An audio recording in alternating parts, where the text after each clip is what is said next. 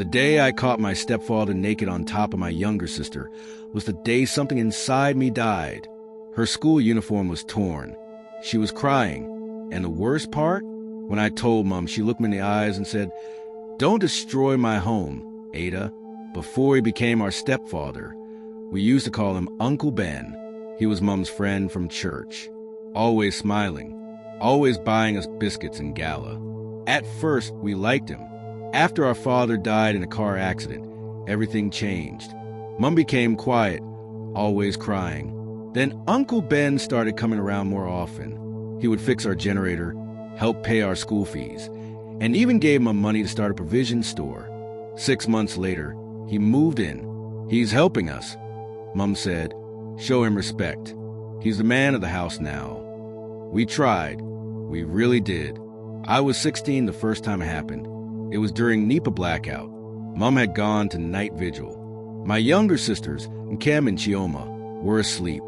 I was in the living room, reading with candlelight, when he came and sat beside me. "Ada, you're a big girl now," he said. He touched my thigh. I froze. My stomach turned. My heart pounded. "Uncle Ben, please." He didn't stop. That night he whispered, "Don't tell your mom. She won't believe you. And if you do, you girls will suffer." He was right. I didn't tell her. 2 years later, I came home from school early. I had malaria. I just wanted to sleep. Then I heard noises from the bedroom. I opened the door, and I saw it. My 12-year-old sister, Nkem, crying beneath him. Her legs were shaking. "Jesus!" I screamed. He ran out naked. Nkem grabbed a wrapper and ran into my arms. She kept repeating, I'm sorry. I didn't know what to do. When Mom came back, I told her. She sat on the floor, shaking her head. She didn't say a word for 10 minutes. Then she said, "You want to scatter my marriage? Where do you want me to start from again? You know how women are treated when they don't have a husband." I was shocked. She told me to keep quiet, told me not to tell anyone, that the devil was using him, that she would pray about it. Chioma was just 10. After Nkem started bedwetting, stopped going to school, and lost so much weight, I started watching Chioma like a hawk. But he was smarter.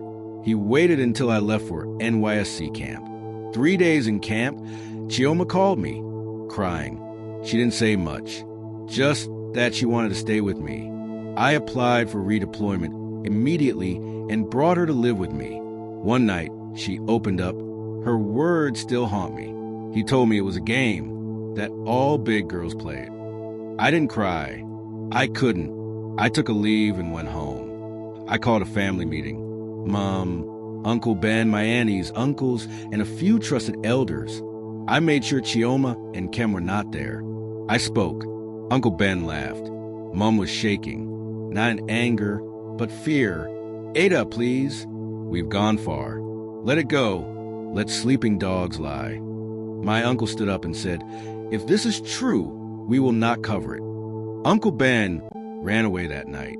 We went to the police. He was caught 2 days later hiding in a friend's house. The case went to court. Mom refused to testify. "He's still my husband," she said. In court, I stood by my sisters. We had medical reports, recordings, and statements. He denied everything. The judge listened. The prosecutor presented our case. The courtroom was silent when Chioma, just 11, told her story. The courtroom was cold. Chioma stood on a small stool, her tiny hands clutching the Bible. Her eyes scanned the faces until she saw me. I nodded at her and she started, "My name is Chioma. I'm 11 years old. I want to tell the truth." The judge leaned forward. "Tell us what happened, Chioma." She swallowed hard, then spoke. "Uncle Ben started calling me to his room when my big sister Ada left for NYSC. He would tell me to sit on his lap. At first, he would just touch my chest under my clothes.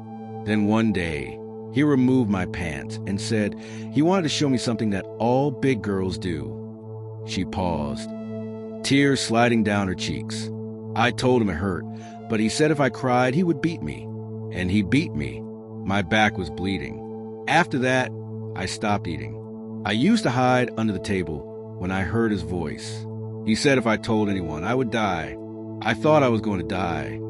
The courtroom gasped. Chioma looked at the judge and asked, Am I going to die now for saying it? The judge removed her glasses and wiped her eyes. The court clerk was crying. Even the bailiff turned away. I held my chest. My baby sister had carried all that alone. The courtroom was full on Judgment Day. People from our street, from church, even strangers were there. Uncle Ben sat with a smirk, but when the judge walked in, it vanished. Benjamin Okonkwo, you are hereby sentenced to 40 years in prison for multiple counts of rape, child defilement, and physical assault. You will serve your sentence without the possibility of parole. He collapsed. The handcuffs clicked. Chioma held my hand. Nkem sat beside us, face blank. Justice was served, but it didn't bring back what we lost. Mum disowned me. You planned to ruin me, she said. She stopped talking to us, but I didn't care. I got therapy for my sisters. I worked 3 jobs to keep them in school. We moved to a new city. It wasn't easy. Nights were hard. Memories haunted us, but we survived. We are still healing. Every time I look at Nkem and Chioma, I see strength. We went through hell, and we survived. Some people protect their husbands more than their children. If you were in our shoes, would you forgive your mother? Let us know in the comments.